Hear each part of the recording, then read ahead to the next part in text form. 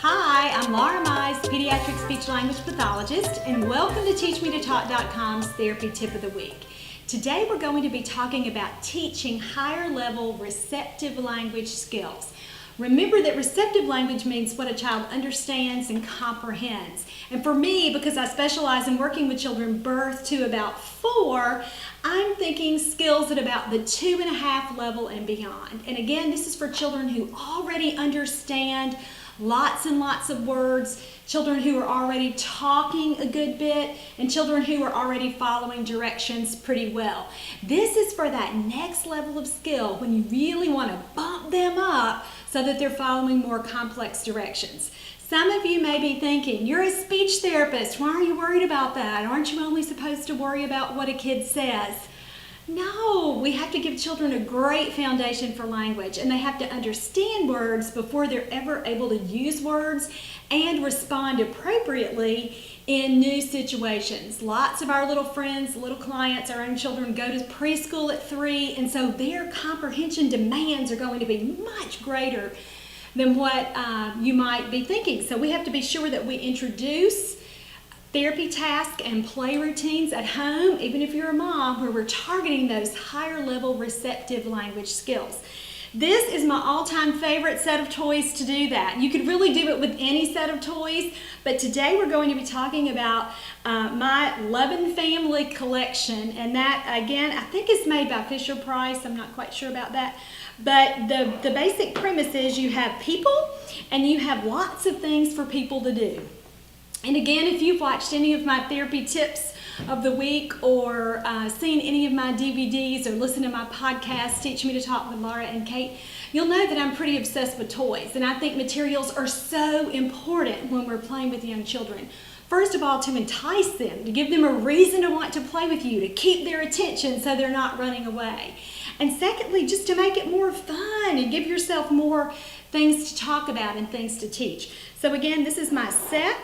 I bought a mom and a dad, and there are a brother and a sister and some babies, and there's even a grandmother.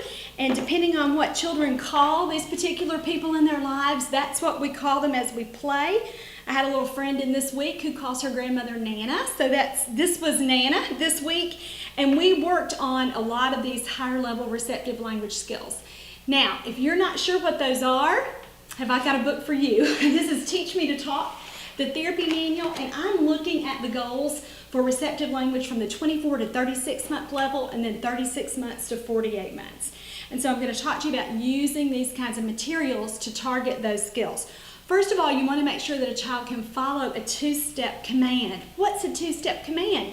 It's a command with 2 parts. So that would be something like, take the baby and put her in her bed. And so the child would do that and follow that direction. It could be something like, ooh, daddy's hungry, get the spoon and give him a bite. And again, when you're targeting these kinds of things, you need to have the objects present so that the child can see. Now, I would never have this many things out at one time for a child, particularly a child who might have attention challenges. But you have to have enough materials out so they have some things to pick from. And again, you're not going to use this kind of material or this kind of therapy activity with a child who's not a little more mature, a child who's not already demonstrating some pretty good attention and ability to stay with you, and a child who can already understand a pretty good variety of nouns, verbs, prepositions, and all those early types of vocabulary words. So we've talked about 2-step commands, and again, you can really challenge a child. You can say things like, this little girl is dirty, she needs to take a bath, get her and put her in the bathtub. You're not only targeting that 2-step command, but you're laying the foundation for her to understand using early conceptual words or early descriptive words, adjectives like dirty, and you're also doing making an inference. She's dirty, so what should she do? She should take a bath.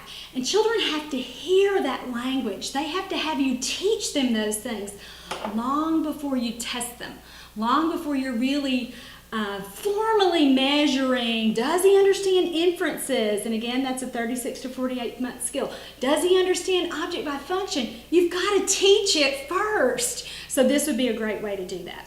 Okay, let's talk about some of the other, let's talk about object function.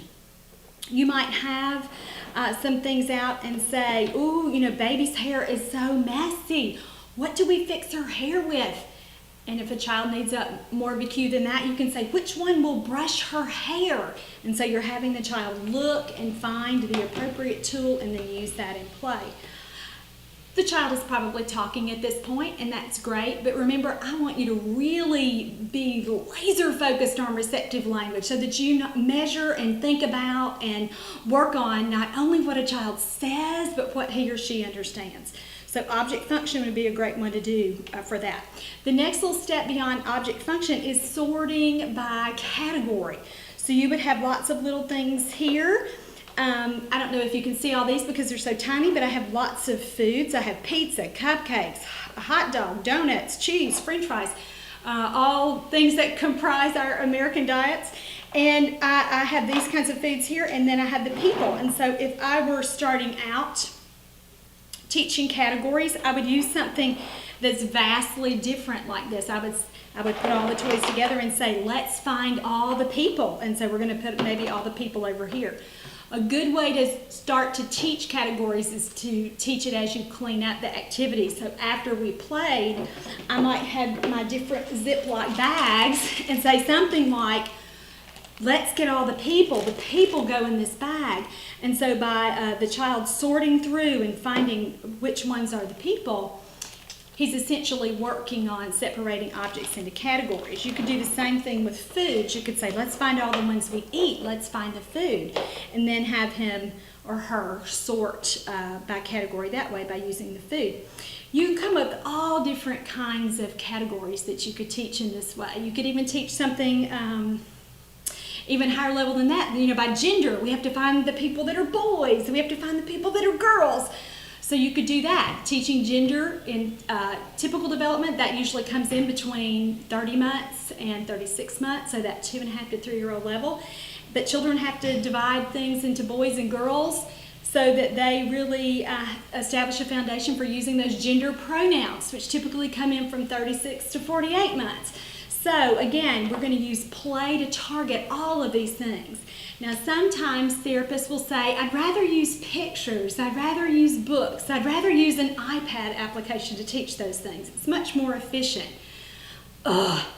Let me challenge you to still think about introducing these kinds of concepts in play first, with real objects and real opportunities for children to apply them to their daily lives. Now again, you might be saying, Laura, you're teaching that with toys. That's not really that functional. Yes, it is. What is more functional than a child for learning how to play and being able to use language as he plays and goes, again, about his daily routine? And you can make sure that mom is generalizing these kinds of concepts to what they're doing every day. If you're working on object functions, you can say, hey, listen, at bath time, I want you to say, you need to wash. What are you going to wash with? Show me what you use to wash. And the child is reaching for the washcloth and for the soap. Or you can say, it's time to get out. You're pretty wet. What do you need? What do we use to dry off? And it would be towel. And of course, you can work on this stuff in play as a supplement to that. And you can talk with mom, again, about making sure that she's doing both kinds of things, working on language in daily routines and in play with a child. Negation is another concept that you can teach with this that I often use this little set of toys for. And we might do something like, who's sleepy? Who is sleeping right now? And we'll have babies in their beds, and we might say who's not sleeping, and that would be, mommy and nana. You can use other kinds of verbs for that. Again, who's jumping, who's not jumping. I'll even teach it in the context of a noun. Who is not daddy, or who is not little if they already know size. So again, you're able to use the same materials to target lots and lots of goals. If you need more help with providing more structure for those kinds of goals, or you're already working with a child, perhaps your own child who's had a language delay, that you're thinking, I don't think he really understands all those higher level things. He's saying a good bit, but I'm not sure how he would do with that kind of play. get yourself a copy of the therapy manual because it outlines it for you. There are many, many activity suggestions, and several of the ideas that I've shown you here are listed in the manual for your reference. There are also some great play ideas with this kind of play. I'm not sure they're these same materials, but this sort of thing on my DVD, Teach Me to Listen and Obey 2. And it's the second in that series, and a great visual model for you with me with several different children. And it really outlines how to teach those higher level 2.5 to 4 year receptive language skills. That's all for this week. Thank you so much for joining me for TeachMeToTalk.com's Therapy Tip of the Week.